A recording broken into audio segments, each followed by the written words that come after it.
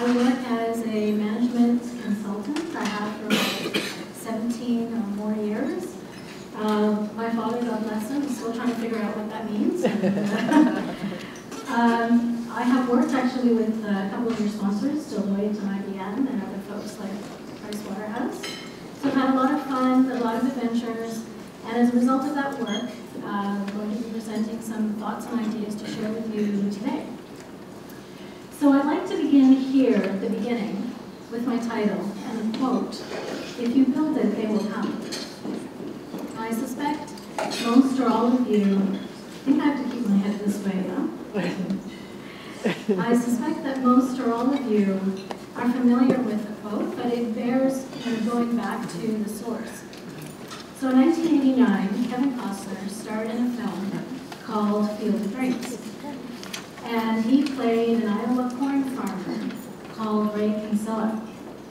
And one fine morning, he woke up and decided to plow down part of his field and somewhat inexplicably to erect a baseball diamond. And as the film progresses, people naturally asked him repeatedly, "Why have you done this? Who is this for?" And he rather memorably says, "If you build it, they will come." Now, in the film, this was a fortuitous comment. In the reality of running organizations and running our businesses, it's a very interesting comment, and one that, as a management consultant, I've used many times, probably on most projects that I've ever run. Because the reality is that it's just not the case. Yeah, the reality is that human nature is such that we all crave support and guidance whenever anything new is introduced to us. However interesting the program or product may be, we all need support and we all need guidance. So what kind of projects have I worked on? Well, I've helped my clients over the years build whatever it is they needed to build as a solution to challenges they were having organizationally. But I've also helped them build the bridges and the highways to help employees embrace that thing which was built, to garner the value that the organization intended from that thing that was built. So what kinds of things are these? Well, of particular interest, I think, to this audience, I've done things like help clients improve their sales economics, implement multi-channel strategies, and optimize sales productivity. But whatever the nature of the projects that I've been involved in, I have found that it isn't enough to build the baseball diamond. It is advisable and paramount to build the highways and pathways to that baseball diamond. It is helpful, if not paramount, to build the map, to help people learn how to read a map, and if need be, to get in the car with them and drive along with them. And if that still isn't enough, to get out of the car, go to the baseball diamond, and help them understand what it is that their role is, what it is they're supposed to be doing at that baseball diamond. Are they players? Are they umpires? Are they spectators? Excuse me. So, in essence, this presentation today is about support, and it is about guidance. It is about drawing that map and teaching people how to read it. And I wanted to use a tangible example so that we had something tangible to consider as we, in the design of something that is based on sound change management principles. So the example that I'd like to use is around real-time workflows. I chose this example because I think there's a great deal of awareness, if not usage in the room of real-time workflows. However, I'd like to say that the principles on which this example is designed are widely applicable. So if you've got an initiative on the go, an initiative that you'd like to engage in, or an initiative that your business partners would like you to engage in, these principles can be widely applied. Now, the nature of the support that I'm suggesting would be helpful in this particular case is an educational outreach program. Why? An educational outreach program would allow you to build something methodically and thoughtfully and build measurement into the program to see whether or not it is providing the value that it should. And within a program, it's possible to make adjustments when you feel that things aren't working as well as they should. Now, what is your objective in setting up a program like this? It's this: to provide guided education that yields measurable results. Okay? So we're saying again, guided education that provides measurable results. Now, in order to design a program like this, I'd like to start at what I think of as the very beginning, and that is the consideration of perspectives.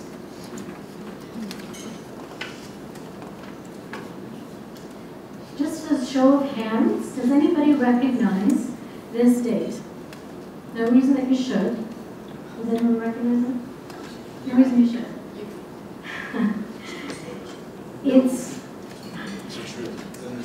It's the day that the late Steve Jobs launched the iPhone, mere 8.5 years ago.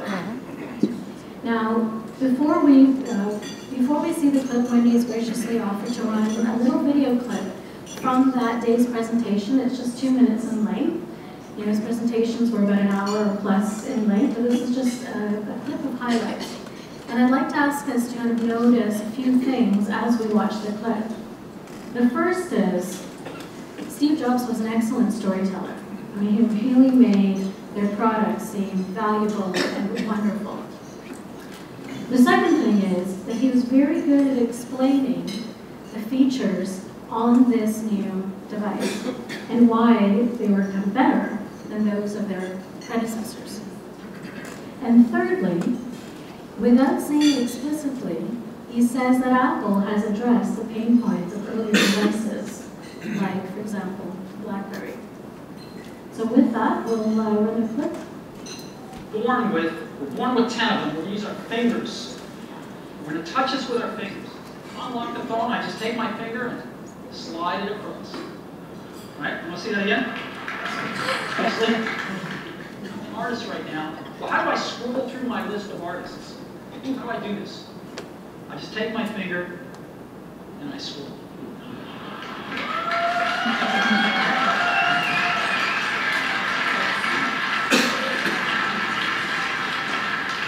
Isn't that cool?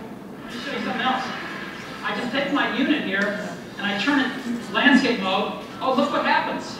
I'm in cover flow. Wouldn't it be great if you had 6 voicemails, if you didn't have to listen to 5 of them first before you wanted to listen to 6? Wouldn't that be great if you have random access voicemail? Well, we've got it. Just like email, you can go directly to the voicemails that interest you. You can see the button. Yeah. Right. So thank you for that, Wendy. So it's interesting to think of this clip in terms of timing. And you think of 8.5 years ago, January 2007, 8.5 years ago, Steve Jobs was introducing us to the idea of a single flat screen, not needing a separate keyboard, the ability to be able to swipe on a screen, and the ability to be able to turn a phone to landscape. It's really interesting to think of it, I think, today, because most of us, if not all of us, kind of take these things for granted. And yet, a mere 8.5 years ago, this was brand new. So I would say that maybe these things have become as commonplace as having home computers or even a television set. So this example affords us a good opportunity to talk about adoption. And as we go through this next little bit, I'd like to ask you to consider your own experience in buying a smartphone of whatever description. It certainly doesn't have to be the iPhone. If we use 2007 as a marker of time, it's interesting to see what's happened in North America with smartphone user penetration.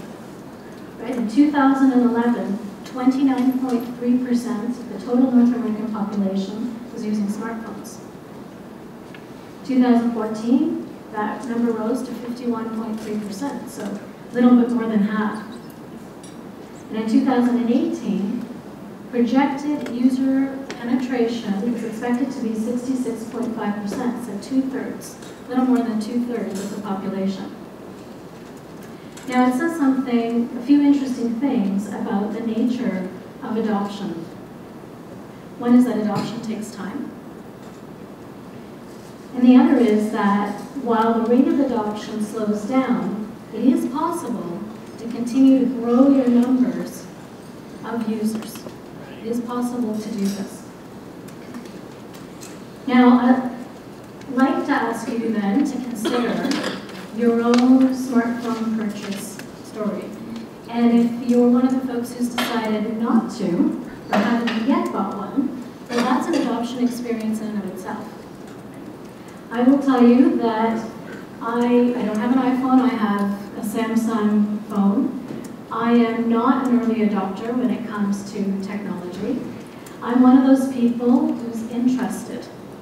I like to watch other people go first. I bought mine in October 2012, so clearly after the first 1/3 of the population. And I like to do that because I don't know if the device is going to be that good, is it going to be hard to use? I'd rather other people tell me about their experiences. I'd rather other people explain to me, well, this was difficult, but this is how I worked around it, and I like other people to teach me. I don't want to kind of invest the time and the energy when it comes to technology into kind of going through those growing pains. But I'm interested, I'm waiting in the wings, and I'm asking people what their experiences have been. I seek counsel from many people. So, excuse me, in every population, you will find, be it of a country, an organization, or a community of interest like this one, that there is a kind of pattern when it comes to adoption. There are the early adopters. I do not describe myself as one of them, but there are the early adopters. These are the people who are probably in Steve Jobs' audience there cheering him on. These are the people who will stand in line at the Apple Store for the latest gadget. They are enthusiastic. They don't mind having to go through those hurdles of, gee, this is a new device. I'll probably not have many people, if any, around me to help me learn how to do this, but I don't care because I really want to take this on and I want to do it. They're happy, usually, to be resources for other people who want to learn from them. Then you have the folks who are interested. As I describe, my interest in technology falls into this group. People waiting in the wings, they have awareness, probably going out of their way to get information, but they're not going to be the ones to go first. Then you've got the folks that I like to refer to as the lukewarm crowd. They're probably aware, finding it hard to ignore, so they're aware. They may or may not want to engage in conversation about the new product or about the new program, whatever it happens to be. But they are less engaged, more difficult to engage even when you get an enthusiastic person around them. And they are going to want to let more time go by before they will consider getting engaged and adopting something new. And then you have the toughest folks, right? The people who are just not interested. They are the folks that if you try to engage them in a conversation, they're probably disengaged, they may even walk away from you. They're really the toughest sellers. And they're there in every population. Now I'd like to ask everyone for a little bit of silent participation. I'm going to ask you a question. I'm going to ask you to keep your answer to yourselves. We will come back to it later in the presentation. And I'd like you to answer the question and think of it in one of two terms. One is we've got the example of real-time workflows and the idea of building support through an educational outreach program. So that is an initiative that you can have in mind. Or if you have any initiatives on the go or an idea for an initiative, or if your business partners would like you to engage in an initiative, think of one of those. Now, I'm going to ask all of you to silently ask yourselves, with regard to that initiative, where would you put yourself? In which of these categories? Okay? Green, yellow, orange, or red? Pretty sure And we should come back to it. there. Now, if we go back to our educational outreach program, any good program, you want to design it well and thoughtfully. Any good program needs people. Now, what do you need these people to do? Well, these are people who would be willing to take an education program. They're probably enthusiastic about it. They like to learn. They want to make improvements in their business. They are happy to provide constructive feedback on what they've learned.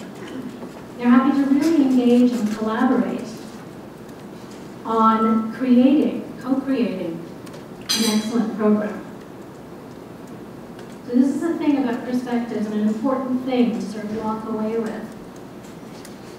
It is highly advisable, if not imperative, to engage with folks who need the support to understand the nature of the support that they need.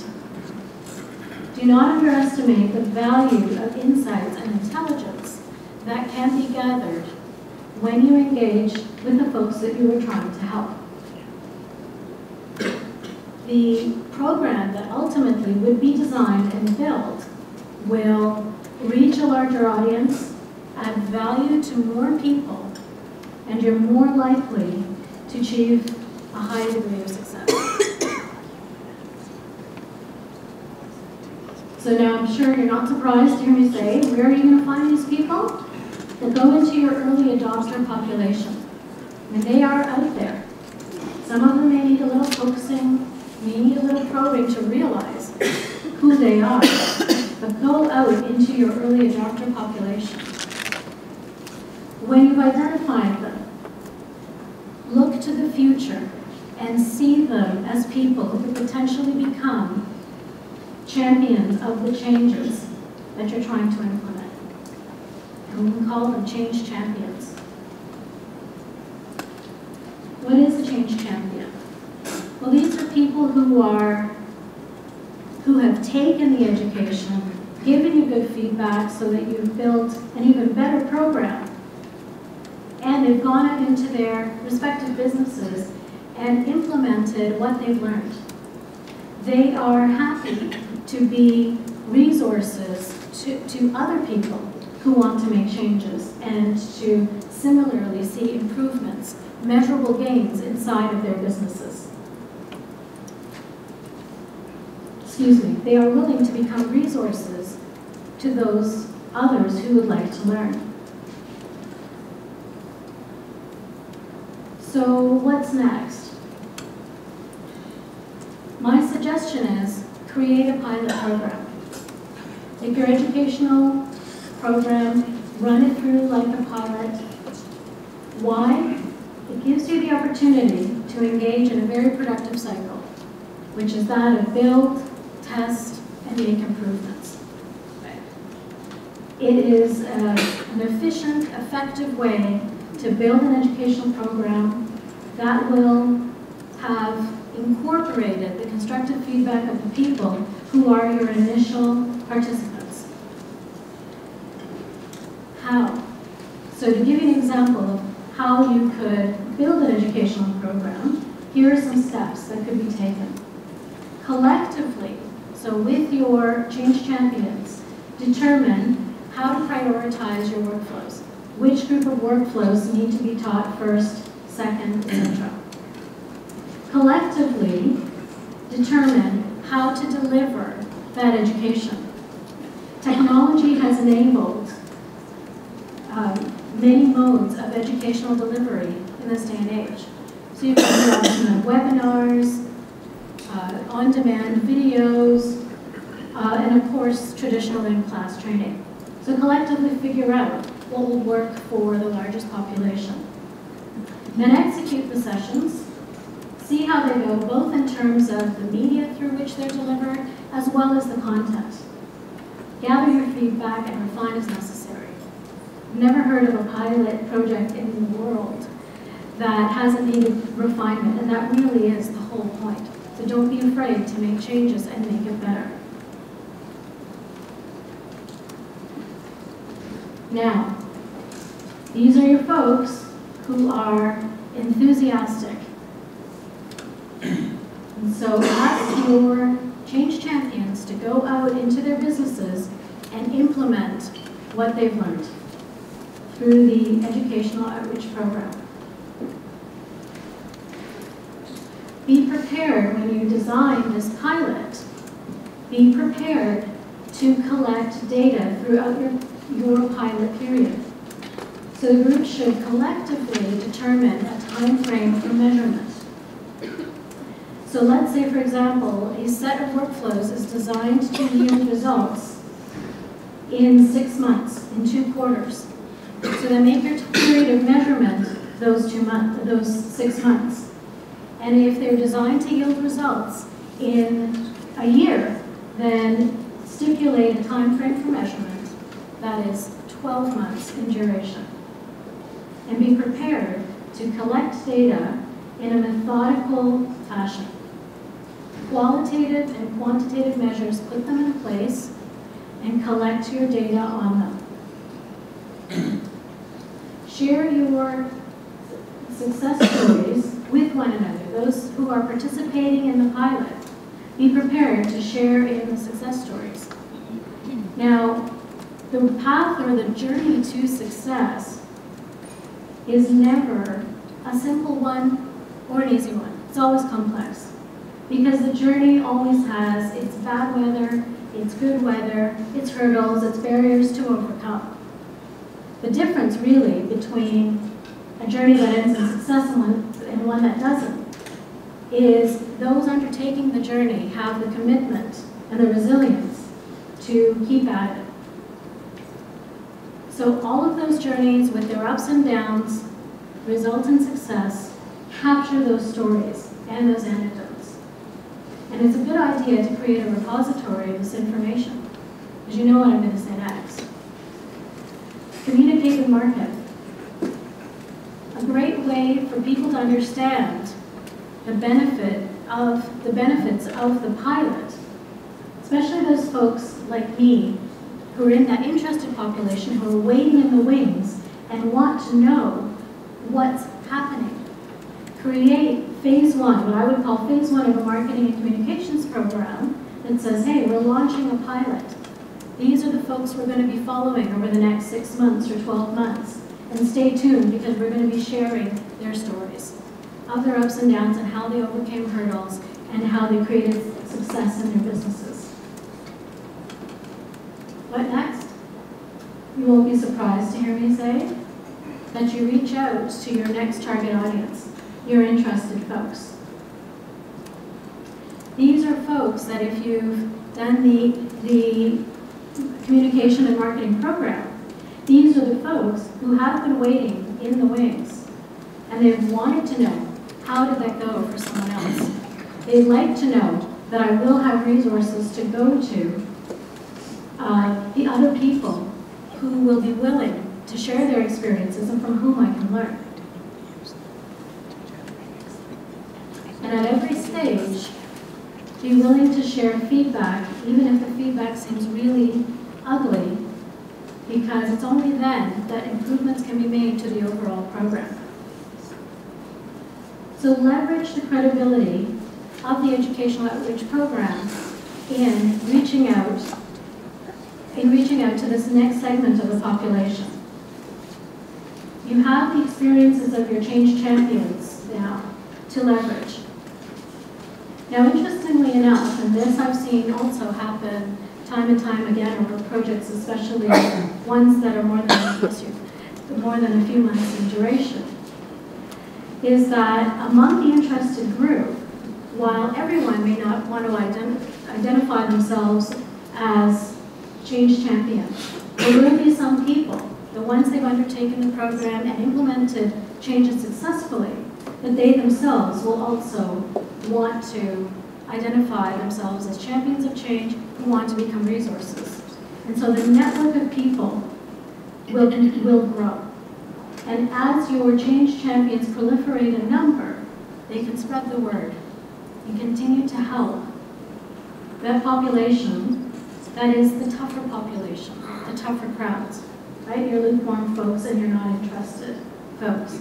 If you recall the statistics on adoption, that while the rate of adoption sort of slowed down, so a curve would have kind of looked like this, the numbers of people adopting still continue to grow. So here's the thing, if you have a well thought out program that offers thoughtful, guided support, you can recreate this phenomenon for any initiative that you may have in mind. Yeah, I would like to talk a bit about the story of change, right? We saw a little clip of Steve Jobs. Now he talked about how the world of mobile devices was going to change. I particularly like this little cartoon because there are two people standing in the same body of water, but their perspectives are obviously entirely different. One fellow says, well, I'm drowning here, it's deep, and the other one says, no, it's not. At the heart of being a good change champion, at the heart of sharing stories that are meaningful, is going back to understanding each other's perspective and each other's vantage point. So for every journey that people undertake as individuals or as organizations, even if the end state ends up being the same, the journey to get there, in all probability, is going to be different.